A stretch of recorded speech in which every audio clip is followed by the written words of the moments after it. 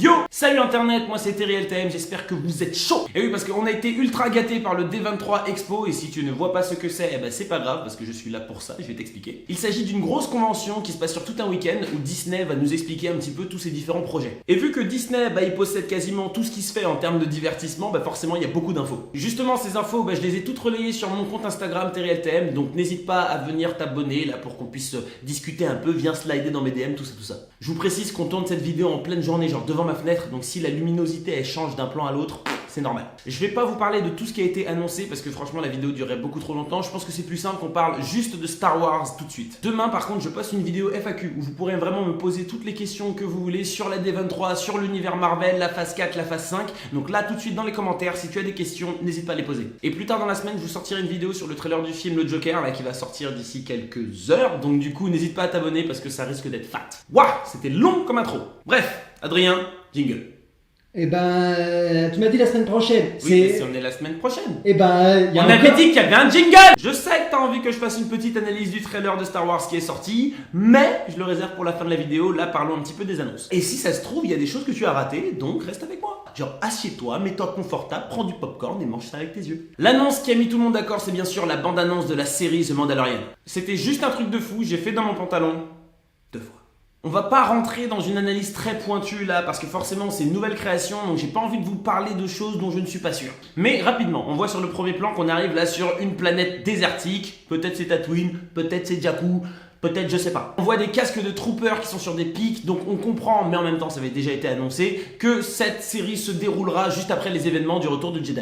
L'Empire est détruit et c'est un bordel sans nom dans la galaxie. Et c'est justement ce qui va permettre aux chasseurs de primes de se développer à mort dans cette période. Je vous rappelle également que Jabba vient de mourir, donc là il y a tous les boss des différentes mafias qui sont en train de se foutre sur la tronche. Ce qui promet de bonnes scènes avec des rebondissements, tout ça. Comme je l'ai dit, je vais pas aller trop dans le détail, mais regardez-moi ce casting 5 étoiles. Pedro Pascal, Carl Weathers, Gina Carano, Werner Herzog, Werner Herzog et alors, Werner Herzog et Taika Waititi. Yeah. Voilà. Alors moi, ce que j'attends dans cette série, c'est de découvrir de nouveaux personnages, de nouvelles planètes, de nouvelles armes, de nouveaux vaisseaux. Et si on peut faire 2-3 petites mentions à Han Solo et Luke Skywalker, je dis pas non. Alors, au niveau de l'histoire, ce que l'on sait, c'est que le Mandalorian, qui est un chasseur de primes dont on ne connaît ni le nom et dont on ne voit pas le visage, il est à la recherche d'une fille. Cette fille. Et j'imagine que finalement il va s'attacher à la fille et il va vouloir la protéger plutôt que de la livrer à celui qui l'a demandé. Et du coup il y a tous les autres chasseurs de primes, les chasseurs de primes, et du coup ils vont se pointer pour aller buter le Mandalorian. Vous avez capté ou pas? En soi c'est un scénario qu'on a déjà plus ou moins vu dans le Transporteur par exemple, mais j'espère genre mieux. Ce qui promet de l'action, des scènes ultra tendues, genre vraiment intenses quoi. Et ça j'ai hâte. Oui. Je me suis tapé en disant oui.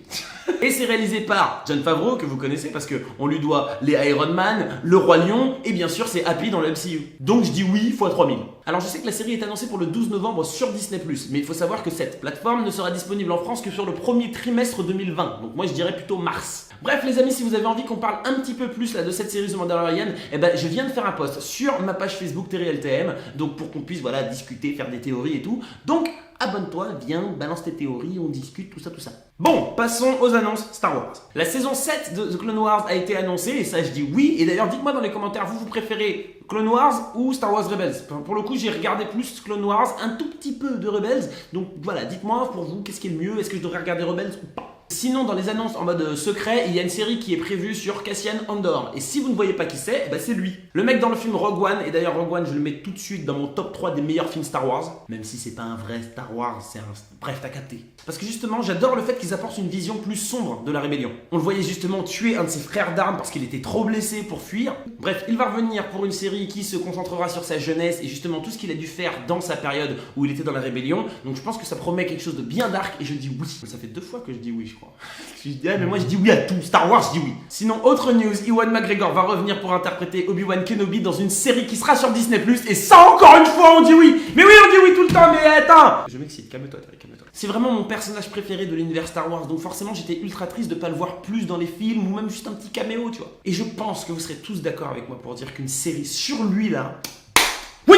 Pas plus d'informations pour le moment, mais ce sera très bientôt annoncé. Et ne vous en faites pas, je ferai bien sûr une vidéo, donc abonne-toi si tu ne veux rien rater. Voilà les amis, on peut passer maintenant à l'analyse du trailer de Star Wars 9, The Rise of Skywalker, l'ascension du Skywalker. On arrive sur la meilleure intro d'un trailer possible. On retrace les meilleurs moments de la saga Skywalker. On entend la voix de Luke qui est en train de parler, j'imagine, dans le film à Rey, mais genre en mode fantôme. Mais surtout, il nous parle à nous, fans de la saga. Genre j'étais sur mon téléphone en train de regarder le trailer et j'étais genre, il me parle à moi. Et déjà un truc, on voit Mace Windu justement dans ce passage. Et forcément ça me fait penser, est-ce que ce serait pas super cool de voir Mace Windu en caméo dans ce film? Parce que personnellement pour moi il est pas mort, d'accord? C'est-à-dire que voilà, il a un bras en moins très certainement, mais les Jedi ils peuvent tomber de très très haut sans forcément mourir et c'est Samuel L. Jackson qui l'a dit lors d'une interview. Donc il est pas mort. Si, il est mort. Non, il n'est pas mort. Si, il est mort. Je vais te frapper. Bref, voilà, c'est ma petite théorie personnelle. Bon, sinon au niveau du film, on sait bien sûr que Carrie Fisher est prévue. Je me demande si ils vont la faire mourir dans le film. Franchement, je pense pas. Je pense qu'au contraire, ils vont réserver une belle scène où elle va partir. Mais je l'avais déjà dit ça dans ma précédente vidéo. Je vous parlais du premier trailer. D'ailleurs, si tu ne l'as pas vu, regarde. De nouveaux personnages, bien sûr, vont faire leur apparition, mais ce qui nous intéresse surtout, c'est ce plan-là. Une nouvelle étoile de la mort. En vrai, je ne pense pas. Je pense qu'en effet, c'est une technologie similaire, mais on n'est clairement pas sur une étoile de la mort. Je pense que ce tir, il vient plutôt d'un des destroyers qu'on voit sur le plan un petit peu plus tôt. C'est censé être la conclusion de la saga, donc ils vont finir en beauté avec les rebelles contre le premier ordre qui vont se foutre sur la tronche une bonne fois pour toutes et pour savoir qui va gagner quoi. Qui va l'emporter, le bien ou le mal. Rey va-t-elle devenir méchante? C'est 3PO aussi? D'ailleurs, clairement, pour moi, ce plan-là, c'est juste une vision. Genre, on va avoir Rey qui va devoir affronter, entre guillemets, la version Sith d'elle-même, si par hasard, elle était passée du côté obscur. Un petit peu comme Luke avait dû affronter Dark Vador, et puis après, il s'était rendu compte que c'était son visage qu'il voyait dans le casque de Dark Vador. Ce film doit répondre à plusieurs questions. Et il a été d'ailleurs annoncé qu'on aurait enfin les origines de Rey. Moi, je vois bien une possibilité comme quoi Rey serait un clone de Palpatine. Comme c'était le cas dans le comics Dark Empire. Même si au final ce comics n'est plus canon, il y a plein d'éléments de l'univers étendu qui ont été récupérés dans les 2 films précédents. Ça s'est pas un peu assombri quand même, pas mal là? Ouais, ça s'est un peu assombri, donc ta vitesse repasse là à 100 s'il te plaît. Alors un clone de Palpatine, ça expliquerait plusieurs choses. Déjà, ça justifierait totalement le rire qu'on entendait lors du premier trailer de ce film, et ça expliquerait pourquoi on voit les yeux de Palpatine sur l'affiche officielle qui est sortie ce week-end. Sinon, j'ai une autre théorie, et dites-moi ce que vous en pensez. Selon moi, Kylo Ren va redevenir gentil à la fin de ce film. N'oubliez pas que ce film s'appelle The Rise of Skywalker, l'ascension de Skywalker. Or, Luke Skywalker est mort, Leia Skywalker, elle s'appelle pas Leia Skywalker, mais t'as compris, elle est trop vieille pour que ça fasse une ascension, et puis l'actrice est décédée, à son âme. Le dernier Skywalker, c'est Kylo Ren, le fils de Leia. Les titres dans Star Wars sont super importants. Le retour du Jedi, c'était Dark Vador qui redevient Anakin, qui revient, le retour du Jedi pour tuer l'empereur. La menace fantôme, c'est l'ombre des Sith qui sont de retour. Le réveil de la Force, c'est Rey qui découvre ses aptitudes. Le dernier Jedi, c'est Luke qui fait ses adieux à la franchise. Donc là, dans ce film, on doit avoir un Skywalker qui doit s'élever. Donc soit Rey est une Skywalker, ou peut-être une clone de Dark Vador. Genre Palpatine aurait récupéré des cellules d'Anakin quand il était blessé, pour en faire un autre apprenti. Et en vrai, ça tient la route, parce que dans l'univers étendu, on sait que Palpatine n'était jamais véritablement satisfait de Dark Vador, parce que justement, il voulait Anakin qui était en mode ultra fort et tout, et ensuite il retrouve un mec qui a un bras et une jambe en moins, c'est quasiment une machine et tout, donc il est forcément relativement déçu, il veut un autre apprenti. Mais ça, c'est dans l'univers étendu. Donc ça tiendrait la route qu'il aurait essayé de cloner Anakin Skywalker pour en faire un nouvel apprenti. Et où est-ce qu'on pourrait trouver des réponses à ça? Dans les ruines de l'étoile de la mort. Justement, là où on voyait Rey dans le trailer précédent. Ou sinon, Kylo Ren redevient gentil, genre à la toute fin du film, face à un ennemi commun qu'il aurait eu avec Rey, et Rise of Skywalker. Du coup, ça rétablirait l'équilibre de la force et l'ordre dans la galaxie. Bref, les amis, ce sont mes théories. Dites-moi ce que vous en pensez. C'est la fin de cette vidéo. On se retrouve très bientôt. Je ferai des vidéos analyses, bien sûr, sur chaque épisode de The Mandalorian quand ce sera sorti. On va parler de DC Comics, on va parler de Marvel cette semaine également. On va même parler du Seigneur des Anneaux, la série qui est en train de se faire pour Amazon Prime. Donc abonne-toi si t'es fan de tout ça.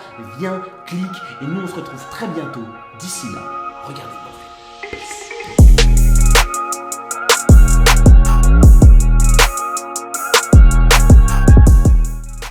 Il y a une guêpe, les amis, qui essaie de rentrer là. Je suis pas d'accord. Je suis pas d'accord. C'est la 3e fois qu'elle se barre.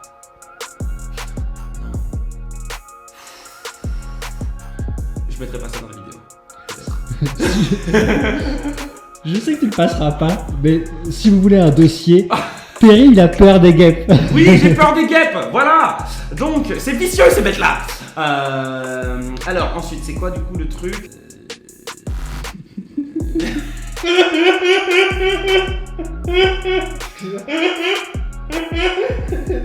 Passe saura jusqu'à la fin de la vidéo.